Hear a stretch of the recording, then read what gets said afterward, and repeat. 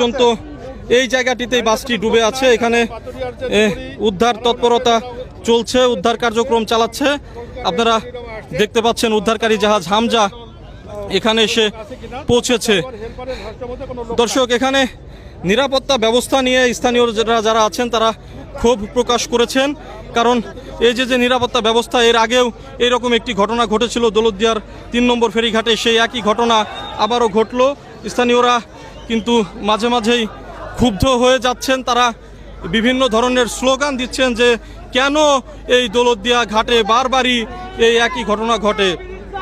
আপনারা দেখুন, উৎসুক জনতা বা স্থানীয়রা যারা আছেন তারা কিন্তু ক্ষোভে ফুঁসে উঠেছেন। এখনও পর্যন্ত বাসটি পদ্মা নদীর নিচেই আছে।